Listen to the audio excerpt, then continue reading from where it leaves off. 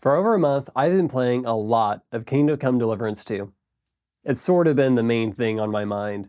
I was enamored by the first game, as janky as it is, but the sequel has outdone every aspect of the first in nearly every way, smoothing out previously rough edges and adding depth to already nuanced systems while not deviating much from the core ideas and desires of the first. It's far more accessible and easier to learn, but the first few hours are still awkward, janky, tedious, and a bit confusing.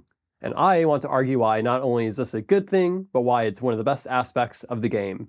No story spoilers, but I will be showing off combat footage from the early game and a bit of the late game combat to contrast how drastic the rags to riches progression system actually is. Hello, I'm the Rat Shepherd. Thanks for joining in as I nerd out and talk about the best Bohemian Peasant simulator ever made. Please like and subscribe and all that jazz if you dig this kind of content. Those things help out a lot. And yeah, on with the video. KCD2 is doubtlessly a masterpiece, but what makes it good is precisely what makes it niche and unconventional. Unlike most other video games, it's not a power fantasy, at least in the start. You are not some savant or some chosen one. You are literally just a guy, the son of a blacksmith who is thrust into a greater conflict. In part 2, your stats from the first game are reset via an arrow to the back and a very light head injury from a small fall as a narrative justification for why your Henry is once again a mostly blank slate. Though, unlike the first game, you do retain some skills like the ability to read and the ability to perfect block and so on.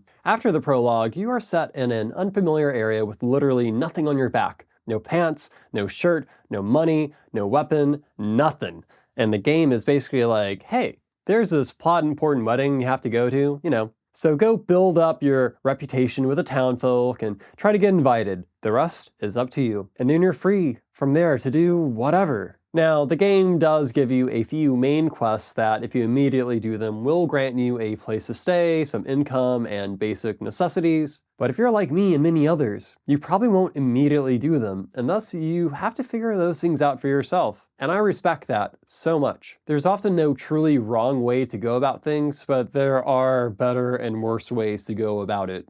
However, this is a game where I strongly encourage people to go in blind, at least mostly, because dealing with the uncertainty and frustration is what makes the later parts of the game, when you have your shit together, so much better. Normally, I prefer a wealth of difficulty options in video games, particularly ones that allow me to modify specific elements of it, like AI aggression and such, but I am so happy that there are no difficulty options in this game because it really does force you to meet the game developers where they are, forces you to engage directly with the art that they made, awkwardness and all. By mid to late game, when you have your money and weapons and knowledge of how things work, the game is pretty easy, maybe too easy in fact, as me and many others await the hardcore mode coming later this spring. But in the beginning, when you are stinky and homeless and no one in the area trusts you, it's difficult. Unlike other games, the difference between having armor and not having armor is life and death. Early on, while wandering, I found a pair of bandits, one lightly armored, the other with plate armor and shield, just ripe for the picking. Meanwhile, I just had a feeble hunting sword and no armor. In other games, fighting two bandits in the beginning area would be trivial, but even with my previous experience playing KCD1, and despite trying a dozen times, I could not win. In the end, I avoided him, searching for easier prey. Other players, being used to the stealth systems of games like Skyrim, might go the thief route to make some cash. But lockpicking is also awkward at first, and NPCs are far more reactive to crimes than in other games. It's not enough to be stealthy while stealing. If an NPC notices that stuff is gone from their house, if doors are ajar and things gone missing, if they see you around the corner acting suspicious, they'll correctly blame the theft on you, earning yourself a trip to the pillory, and with it some debuffs to your character, making your position in life worse than how you started. In fact, reading Reddit, some confused players have reported going through a cycle of crime, punishment, and crime, unable to get a leg up on life, and damn, ain't that great social commentary about the world? The complexity of combat, combined with you literally being a homeless vagabond in the start, can be a big filter for those expecting a different kind of game, and I imagine this is the point where many players throw their hands up and go, fuck this ain't for me. And while I strongly encourage those people to push past those feelings, since the journey from rags to riches is so amazing, I don't fault people for putting the game down. KCD requires a particular time investment and headspace to really engage in. Some people may describe it as hardcore or difficult, and yeah, that is true, I guess, but the word I like more is niche because when you meet it halfway, it's actually not that hardcore and actually not that difficult. The failures that happen are, in fact, part of the process. After all, narratively, you are on the back foot. Narratively, you and your buddy Hans are far over your heads. Early on, I was trying to figure out what kind of Henry my Henry would be. A cunning, charismatic thief? A dumb, strong himbo type? In the end, I decided to play Henry as smart. As in, I would play using all of my advantages. Any tool to get the job done, one way or the other. Very utilitarian-minded. One way to make the game easier is by engaging with its alchemy system. Unlike other games where you just click on things to craft them in a menu, alchemy in KCD2 is more physical. You have to find a recipe, either in-game or online like I did, gather your ingredients, your mise en place for the more culinary-minded viewers who have worked in food service, and then follow the recipe, which involves boiling, grinding, distilling the various ingredients in different orders for different times. If you're doing everything right, it takes about a minute to make a batch of potions. Compared to other games in the genre, this is tedious, but I love it so much. In part because it reminds me of cooking, which I love to do, but also because potions and poisons are powerful and can make early combat encounters trivial. And the more alchemy you do, the stronger your potions get, and the amount of them you get per batch also increases.